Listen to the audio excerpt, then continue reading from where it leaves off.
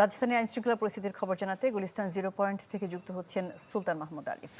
আরিফ, গত কয়েকদিনের যে রাজধানী সহ সারা বাংলাদেশের চিত্র দেখেছি, বিশেষ করে নাশকতার বেশ কয়েকটি ঘটনা, আইনশৃঙ্খলা বাহিনী বলেছে যে বাড়তি প্রস্তুতি রাখবেন তারা, বিশেষ করে 13 নভেম্বর বা বৃহস্পতিবার কেন্দ্র করে যেই বক্তব্যগুলো আমরা দেখেছি। একটু জানাবেন যে কেমন দেখছেন সার্বিকভাবে যে এলাকাগুলো আপনি ঘুরে দেখেছেন।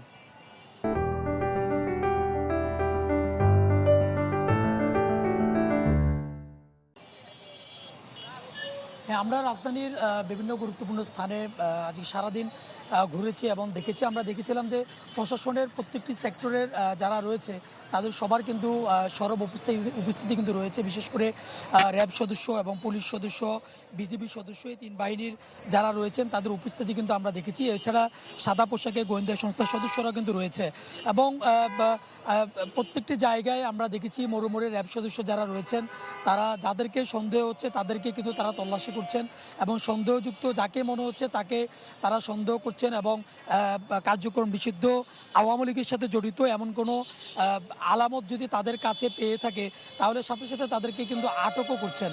এবং এছাড়া গুরুত্বপূর্ণ স্থানগুলোতে বিশেষ করে সচিবালয়ের মতো জায়গাগুলো এবং অন্যান্য যে গুরুত্বপূর্ণ জায়গাগুলো রয়েছে সেই সমস্ত জায়গাগুলোতে আমরা দেখেছি আইনশৃঙ্খলা রক্ষাকারী বাহিনীর সদস্যদের উপস্থিতি একটু বাড়ানো হয়েছে যাতে করে কোনো রকম বিশৃঙ্খল পরিস্থিতি তৈরি হতে না পারে।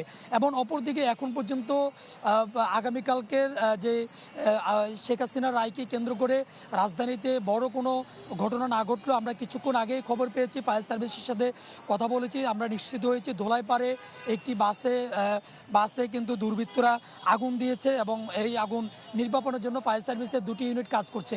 সব মিলিয়ে বলা যায় যে নগরীতে বিশৃঙ্খল পরিস্থিতি তৈরি করার জন্য একটি মহল কাজ করছে। এটি যেমন সত্য তেমনিভাবে এই নগরীকে নিরাপত্তা দেওয়ার জন্য যে কোনো ধরনের বিশৃঙ্খল পরিস্থিতি এড়ানোর জন্য আইনশৃঙ্খলা রক্ষাকারী বাহিনীর সদস্যরা প্রস্তুত রয়েছেন এবং প্রত্যেকটা মোড়ে আইনশৃঙ্খলা রক্ষাকারী বাহিনীর সদস্যরা যাকে সন্দেহ হচ্ছে তাকে তল্লাশি করছেন এবং সব মিলিয়ে নগর নিরাপত্তায় তারা কাজ করছেন। আরিফ, অনেক ধন্যবাদ যুক্ত হওয়ার জন্য। সুলতান মাহমুদ আরিফ আমাদের সাথে যুক্ত হয়েছিল গুলিস্তান 0 পয়েন্ট থেকে।